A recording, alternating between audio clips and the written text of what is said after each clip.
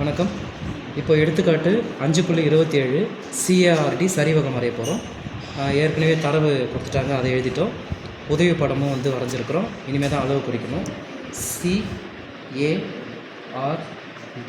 Card அப்படின்னு போட்டுக்கிறோம்.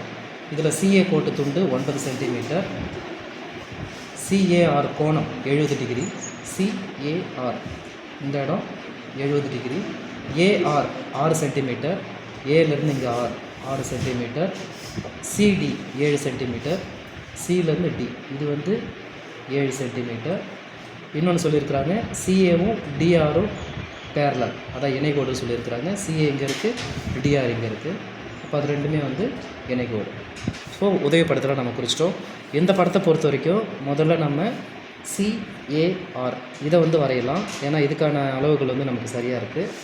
அப்போது வழக்கம் போல் அளவுகள் எடுத்துக்கிறோம். இதில் 9 சென்டிமீட்டர் குறிக்கிறோம். இந்த இடத்துல குறிச்சிக்கலாம். 0 9.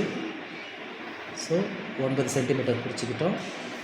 பேர் வச்சுக்கிறோம். CA 9 centimetre. அடுத்தது இங்கே CAR 70 டிகிரி குறிக்கலாம். வழக்கம் போல் பாகைமானி வைக்கிறோம். A அது மையப்புள்ளியில் வர மாதிரி வைக்கிறோம். 0 C பக்கம் இருக்கிற மாதிரி வச்சுக்கிட்டு 0 10 20 30 40 50 60 70 கோணத்தை குறிச்சிக்கிறோம். இங்கே ஒரு கதிர் வரைகிறோம்.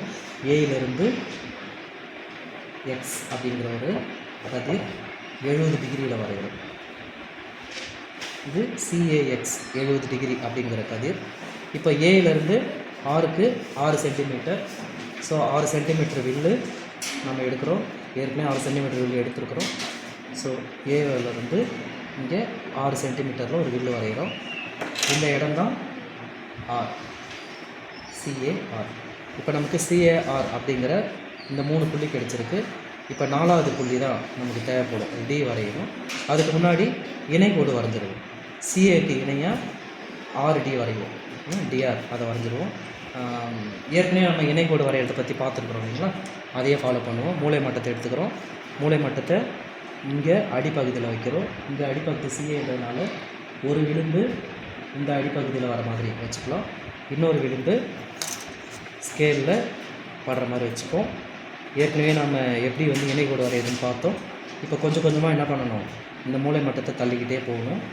எது வரைக்கும் தள்ளிக்கிட்டு போகணுன்னா R புள்ளி வரைக்கும் தள்ளிக்கிட்டு போகணும். ஓகேவா? தள்ளிட்டு போயிட்டோம். இதுக்கப்புறம் இந்த ஸ்கேல் தேவைப்படாது. இப்போது ஆர்லேருந்து ஒரு நீட்டு கதிர் வரைகிறோம். அதை கொஞ்சம் நீட்டாக கூட போட்டுக்கலாம், எவ்வளோ நீட்டாக போட்டுக்கலாம். இந்த கதிருக்கு பேர் RY. ஏற்கனவே X போட்டோம் இல்லைங்களா? இப்போ RY இது இணைகோடு. எதுக்கு?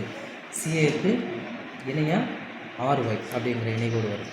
இப்போ சிலேருந்து Dக்கு 7 சென்டிமீட்டர் அப்படிங்கிறதுனால மறுபடியும் நம்ம கவராயத்தை எடுத்து 7 சென்டிமீட்டரில் புள்ளி வைக்கிறோம். இப்போ 1 சென்டிமீட்டர் குறையும் எடுத்துக்கிறோம். இப்போ 7 சென்டிமீட்டர் சிலேருந்து வச்சு 7 சென்டிமீட்டரில் ஒரு வில்லு வரையும். அது வெட்டுற இடம் தான் ஒய். இப்போது அது வெட்டுற இடம் தான் D. Dயை மார்க் பண்ணிக்கிறோம். இப்போ Dயிலேருந்து Cக்கு 7 சென்டிமீட்டர் இருக்கான்னு பார்க்குறோம். இருக்குது, அது ஜாயின் பண்ணிக்கிறோம். இப்போ நமக்கு CARD அப்படிங்கிற ஒரு சரிவகம் கிடச்சிருக்கு. இதுக்கு பரப்பளவை கண்டுபிடிக்கணும்னா குத்துயரம் கண்டுபிடிக்கணும். ஸோ குத்துயரம் வழக்கம் போல் நாம் இந்த அடிப்பகுதியை வச்சுக்கலாம். ஸ்கேலை கூட பயன்படுத்திங்க.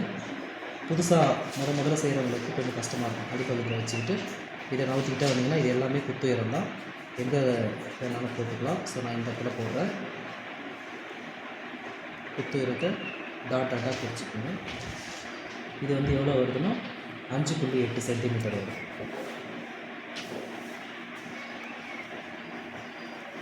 இதுக்கப்புறம் வரைமுறையும் பரப்பளவும் எழுதுவோம். அது புத்தகத்தில் இருக்குது. தேங்க்யூ.